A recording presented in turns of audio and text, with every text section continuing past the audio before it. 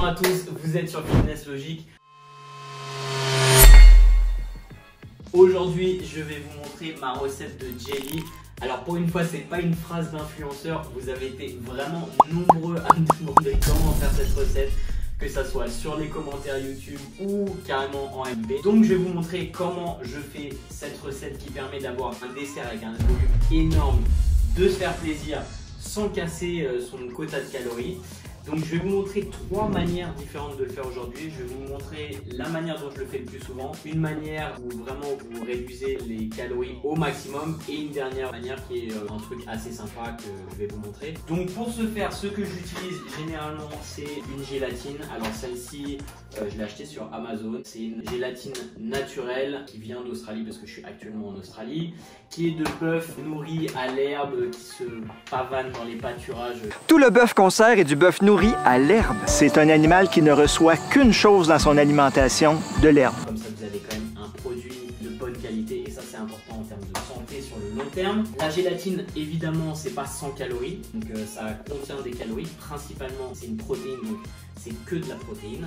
Et c'est une protéine qui est assez riche en glycine. Donc si vous consommez pas mal de protéines, je sais que certains d'entre vous consomment également de la glycine, vous pouvez potentiellement vous passer de glycine à partir du moment où vous consommez pas mal de gélatine. Alors au niveau des dosages, ça va dépendre en fait de la consistance que vous voulez avoir au niveau de votre gélatine.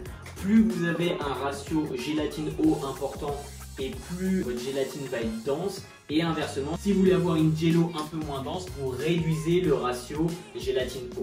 Les calories découlant essentiellement des protéines contenues dans la gélatine, pour 100 g de gélatine, vous avez environ 88 g de protéines. Moi, ce que j'aime bien faire, c'est d'utiliser environ 20 g de gélatine pour un demi-litre d'eau. Donc je vais vous montrer comment on fait. Alors, évidemment, j'utilise une balance, je la tare. Je viens prendre mes 20 g de gélatine. Partagez la passion de la cuisine en regardant Secret de Cuisson avec Nevin Barnett. Alors, évidemment, je vais le faire pour les 3. Un processus important à faire quand vous préparez de la jello, c'est ce qu'ils appellent bloom gélatine. C'est préparer la gélatine, c'est la réhydrater. Bloom, petit clin d'œil à Chloé d'ailleurs. Je ne sais pas si tu regarderas cette vidéo, mais je l'en pense fort à toi. Donc vous mettez un petit peu d'eau, vous verrez avec l'habitude, vous en sortirez très bien. Et vous venez saupoudrer la gélatine sur l'eau, comme ceci. Je vais bien rajouter un petit peu d'eau sur le dessus. Voilà. Et ensuite, je viens mélanger la gélatine dans l'eau froide. Je fais en sorte de dissoudre la gélatine. Alors ça, c'est pas une étape qui est obligatoire, mais je trouve que ça vous donne un meilleur rendu en termes de gélatine. Et vous allez voir que l'eau va s'épaissir, donc vous la laissez comme ça jusqu'à ce qu'elle soit un peu plus épaisse. That's what she said. Une fois que vous avez bloom votre gélatine, vous viendrez la mélanger avec le liquide chaud et ensuite vous viendrez la refroidir pour durcir la gélatine et ensuite vous pourrez la consommer. Donc la seule problématique avec ce dessert, c'est qu'il y a un temps de préparation que vous ne pouvez pas sauter parce qu'il faut refroidir un liquide qui a été chaud. Donc il faut le préparer soit le matin, soit la veille pour que le dessert se solidifie. Vous allez avoir besoin de minimum 3-4 heures en fonction de votre frigo.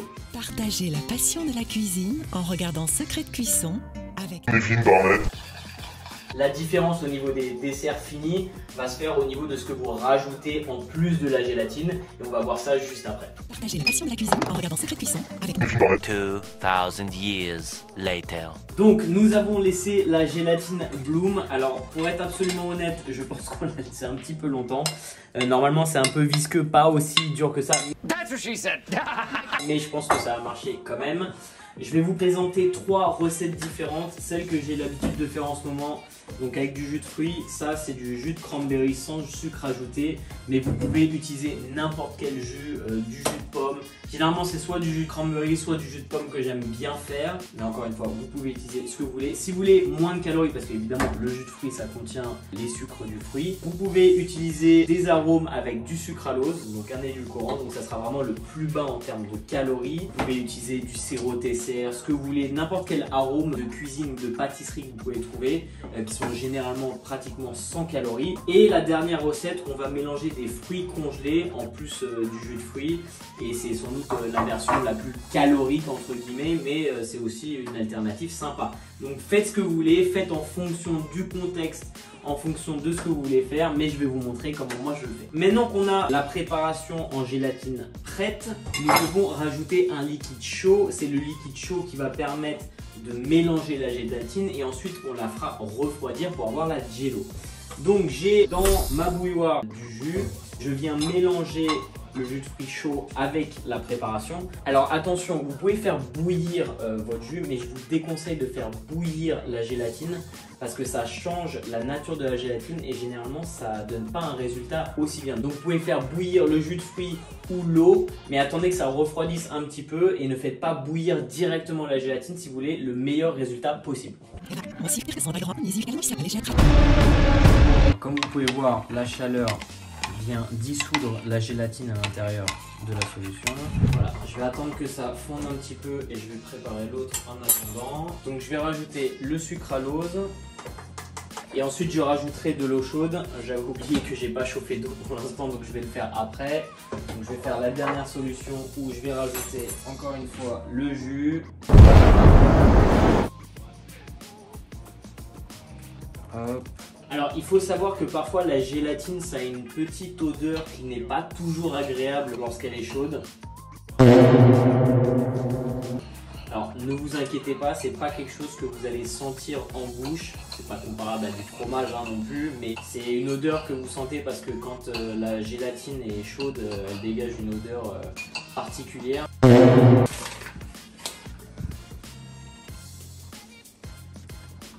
Donc voilà, nous avons nos 3 préparations, nous avons une au jus de fruits, une deuxième au jus de fruits et on va rajouter des fruits congelés. Voilà, comme ça en fait les fruits vont venir se gélifier à l'intérieur de la jelly. Je vous montrerai demain à quoi ça ressemble. Et nous avons celle à l'eau de mer. Ocean Spray, désolé pour la blague pas drôle, c'est celle avec l'édulcorant et l'arôme et je vais vous montrer tout ça demain une fois que ça aura refroidi. Donc maintenant que vous avez bien dilué la gélatine, il faut laisser refroidir, ensuite vous mettez au frigidaire au moins 3-4 heures. Moi généralement je le fais la veille pour le lendemain et je vais vous montrer tout ça demain. On se retrouve donc pour la 3e partie de cette vidéo, même si c'est la même vidéo pour vous. Magic. J'ai les 3 jello. Alors en termes de texture c'est exactement la même chose, ça change pas du tout. Alors là vous m'excusez, il y a une petite souris dans le frigo qui a mis 2 coups de cuillère.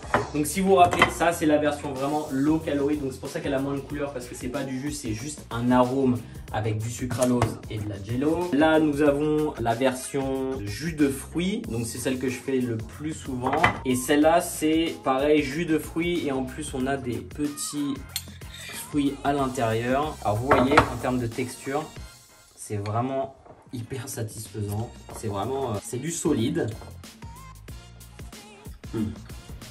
Donc maintenant je vais vous montrer comment je le prépare. Généralement je le coupe en cubes, je le mélange avec du cottage cheese, des fruits frais ou des fruits surgelés et je consomme ça le soir et ça me fait un volume énorme pour peu de calories. Je vais vous montrer ça tout de suite.